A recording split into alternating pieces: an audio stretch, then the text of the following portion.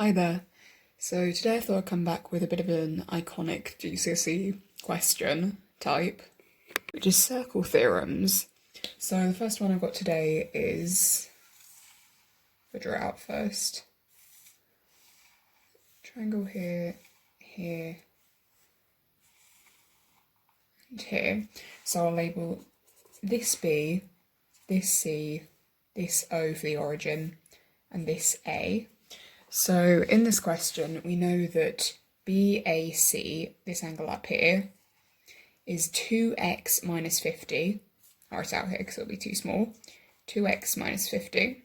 And then this angle here is x minus 62. Might write it outside again, x minus 62. Now the main circle theorem rule I can see here is that if this is a chord, an angle subtended from these 2 points at the end of a chord could go to form a triangle at the circumference or the origin. And if they do that, the angle subtended at the centre of the circle is twice the angle subtended at the circumference. So BOC is twice BAC. Now what we can do now is substitute the values in that we know. So if we know BOC, this one here, which is x plus 62, that will be twice BAC, this one up here, which is 2x minus 50. Now with this we can just expand this side and then isolate for x. So I'll get x plus 62 equals 4x minus 100.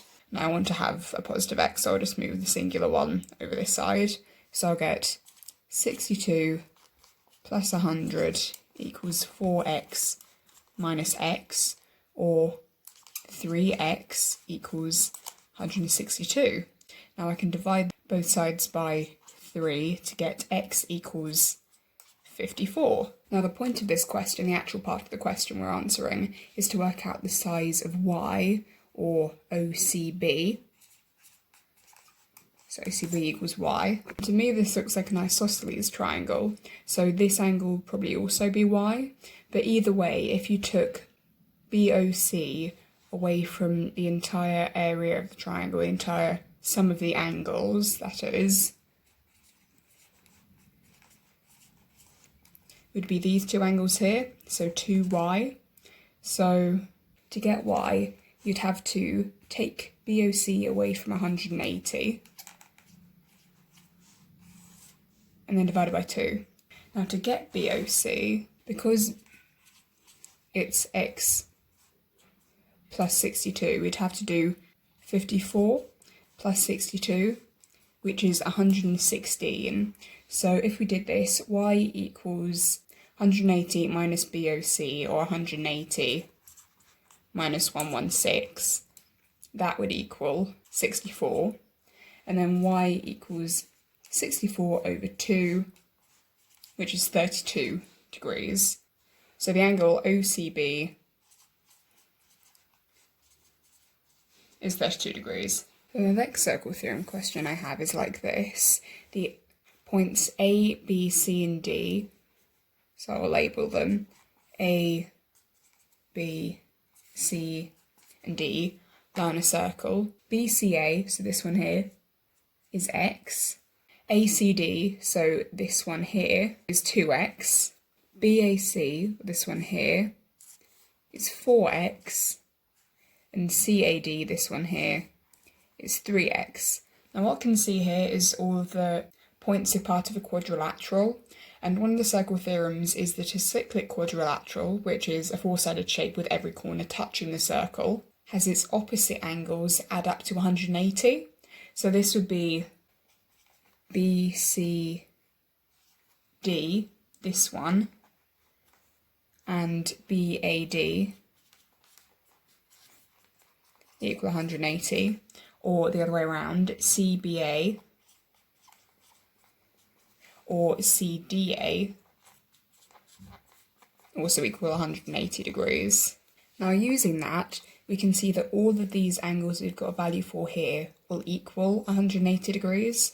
So x plus 2x plus 3x plus 4x add up to 180, or in other words, 10x equals 180, or x equals 18 degrees. But the actual part of the question that we need to answer is to prove that AC, so this line across here,